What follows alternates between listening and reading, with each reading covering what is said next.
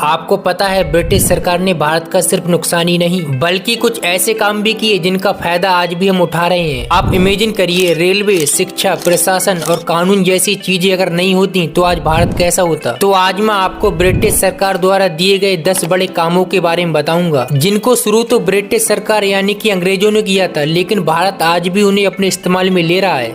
पहला, railway network. क्या आपने कभी सोचा है कि भारत में इतनी मजबूत रेलवे व्यवस्था कैसे बनी? ब्रिटिशों ने 1853 में मुंबई ठाणे के बीच पहली ट्रेन चलाई। उन्होंने यह नेटवर्क अपने प्रशासन को मजबूत करने के लिए बनाया, लेकिन आज यह भारत की रीढ़ बन चुका है। 70,000 किलोमीटर लंबा यह नेटवर्क लोगों और व्यापार को जोड़ता है। दूसरा, आधुनिक शिक्षा प्रणाली। ब्रिटिशों ने 1835 में लॉर्ड मैकाले की नीति के तहत अंग्रेजी शिक्षा की शुरुआत की।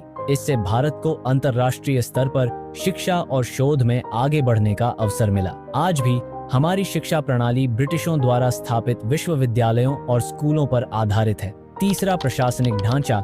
IAS, IPS और न्यायपालिका। ब्रिटिशों ने भारतीय सिविल सेवा ICS की नींव रखी, जो आज IAS के रूप में कार्य कर रही है। भारतीय न्यायपालिका भी ब्रिटिश कानूनों IPC एविडेंस एक्ट पर आधारित है। पुलिस सेवा IPS भी उन्हीं के ढांचे पर बनी है। चौथा, बुनियादी ढांचा। सड़कें, पुल, बंदरगाह। ब्रिटिशों ने भारत में कई प्रमुख सड़कों, रेलवे पुलों और बंदरगाहों का निर्माण किया। मुंबई, कोलकाता और चेन्नई जैसे शहरों में बने बंदरगाह आज भी भारत के व्यापार का प्रमुख केंद्र हैं। हावड़ा ब्रिज और विक्टोरिया टर्मिनस जैसे ऐतिहासिक ढांचे भी ब्रिटिश काल में बनाए गए।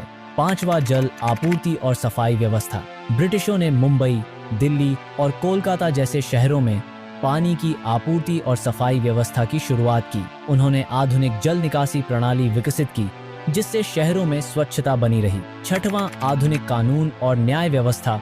भारतीय दंड संहिता IPC और भारतीय साक्ष्य अधिनियम एविडेंस एक्ट ब्रिटिश काल में बनाए गए, जिनका पालन आज भी किया जाता है। न्यायपालिका की स्वतंत्रता और निष्पक्षता का ढांचा भी उन्हीं से आया है। सातवां, प्रेस और समाचार पत्रों का विकास। ब्रिटिश शासन के दौरान प्रेस की स्वतंत्रता बढ़ी, जिससे अखबार और पत्रिकाएं लोकप्रिय हुईं। इससे समाज में जागरूकता आई और स्वतंत्रता संग्राम को बल मिला।